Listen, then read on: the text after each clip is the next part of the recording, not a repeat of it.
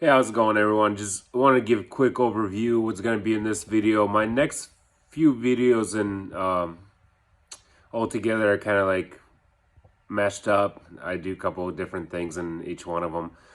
This first one, I'm pretty much getting ready to drop down my IRS. I know in the video I said I'm going to completely take it down, but I was able to drop it low enough where everything was super accessible. But yeah, I'm gonna drop the IRS, and I'm gonna be talking about the IRS bolts that a lot of people are having issues with. They strip, or a lot of people think they're stripped, but then they just get really gunked up. So I talk about that a little bit. But yeah, let me know what you guys think. I'm gonna be putting out videos probably next couple days again. I have about like 4 of them ready. I just gotta upload them. But hope you enjoy, and let me know what you know. Please like and subscribe. See you later. All right, it is now the next day. I'm gonna start the installation process and a repair process to the rear end. So I'm just gonna go ahead and make it really easy and actually take off the exhaust, and I'll probably take off the brakes, rotors, all that stuff. I'm gonna pull the IRS down. Maybe I can drop it onto a block so I can do the diff bushings, and also to replace the springs and the rear shocks. Like I mentioned before, I do have to tap. I'm pretty sure it's the bolt that goes through here, but on the driver's side, I am gonna tap it because it did not properly sit in there for sure.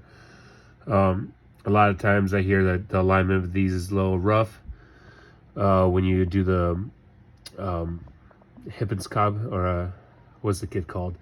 Pretty much the cylinders you have to put in here. So when you do those, I hear that sometimes the alignment doesn't line up real good because of how tight the fitment is. So I'm gonna go ahead and drop him. I'm gonna tap that threads over there, or just follow through the threads, clean them up a little bit. I'm gonna leave all the 4 bolts. So there's one right there, and then a couple over here. There's a couple bolts right there you gotta undo as well. I'm gonna go ahead and leave those loose when I tighten everything back up, and then I'm gonna try to align the IRS subframe for all 4 bolts before I actually get them tight and snug. I know last time I had a hell of a time doing it by myself, so this time I decided I'm just gonna take off the exhaust, take off all the other extra things that usually sometimes you'll work around, just to avoid doing that again. But yeah, I'm gonna go ahead and drop the exhaust. There's just a couple bolts that you gotta do right there. Then after that, you take off your exhaust hangers. I believe they're right in the middle over there. You take off those hangers and the exhaust should come out. So I'm gonna process doing that now, and then I'll follow up with you guys later. All right, guys, during my previous video, the phone died, so I actually already removed pretty much everything I needed on this side. I removed the brake, removed the rotor.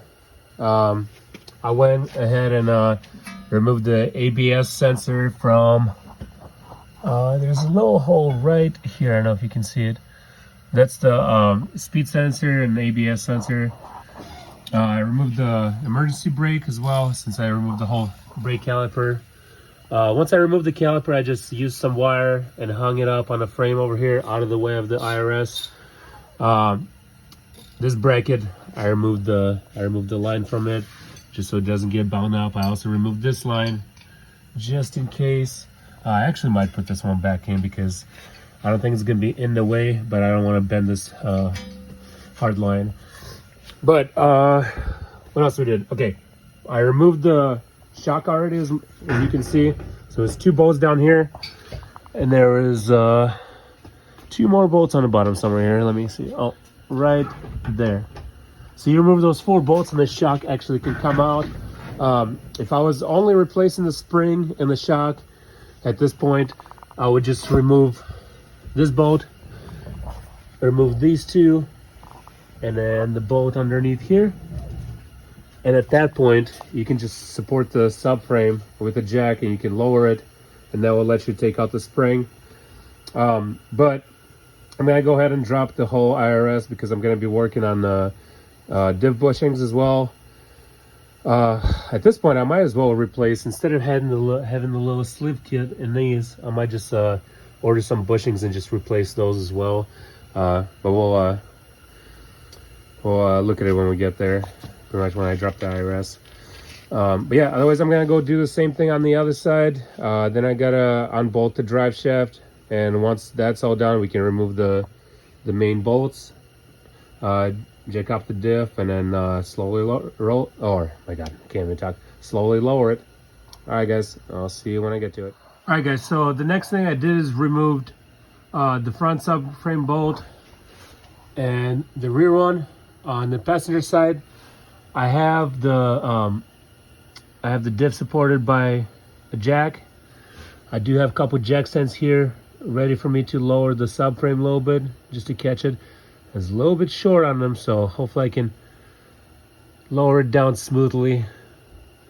We'll see how that works out. If not, I'm also gonna put the wheels underneath here just to kind of give it some emergency support. But yeah, I'll let you guys know how that happens. I'm gonna go take off the same bolts. So both of these bolts are 21 millimeter. I just used a air hammer, or not air hammer, but impact, big impact 1/2 inch to get those out. Came out pretty smooth. These two I didn't have any issues with. I know that I did have an issue with one on the other side, on the driver's side. I'm pretty sure it's the front driver's side that got a bit stripped out, but I'm gonna go ahead and pull those off, and hopefully I don't crush myself, and then we'll go from there. If the rest of this video never comes out, I probably did crash myself. All right, guys, so I got the subframe down. I actually took out the bolts, and the bolt that I thought that was cross-threaded, I don't know, apparently maybe there was some debris in there and it was just not going in really smooth. But otherwise, I pulled the subframe down about this much on both sides. I got the spring out. That's about how low you need to get it. I still had to push down a little bit on here just to create a little space. But yeah, got the springs out. The shocks are out. So the next thing I'm gonna do, I'm actually all done for the weekend. I gotta go to work tomorrow. I kind of work far away, but I'll get back to it next weekend. And what we're gonna do next is we gotta work on, see if I can get it. We're gonna get on the bushing inserts to make this diff sit a little more solid. So I'm not really sure exactly how to get to that one. Hopefully it's from the, I think it goes from the inside, but I'll double check on some videos, and we're gonna get the BMR diff bushings inserts. There's two on the front side, and you can see those two on the back sides. So I'm gonna continue this video more next weekend. Maybe I'll do some work during the week, but I'll make sure I'll film it. Also, while all this thing is down and apart, I'm probably gonna go ahead and spray this whole area and clean everything up. I got a little, excess grease.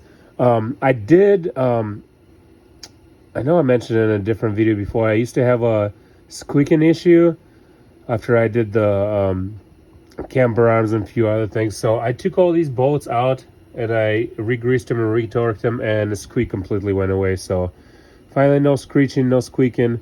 So if you guys are dealing with that, try that. I pretty much took that out, took this out, took the bolts for vertical links, greased everything, tied them back up, and they were working just fine after that. But all right, guys, we'll see you in the rest of the video when I film it next weekend. Bye. All right, guys, so I'm back. I'm gonna go ahead and start with the diff bushing lockouts. What I'm gonna do first, I already kind of started on it. So here's the front side of the car for the diff mountings anyway. So there is, I'm gonna do this one at a time. So I lowered the IRS. You can see about how much I dropped it. Got it supported by a couple of jack stands and a jack. So I gotta support the diff a little bit so the bolts stay straight. Then you're gonna go ahead and remove this 18 millimeter, and then once I get that one out, I'll show you guys exactly how the bushings go in. So there's a spacer, there's a bushing, there's a washer, and then the new bolt, and then the same thing on this side, and then the new bolt has to come in. But we're gonna go ahead and do that, and I'm gonna switch to the part where I'm putting the bushing in next. All right, see you guys in a bit.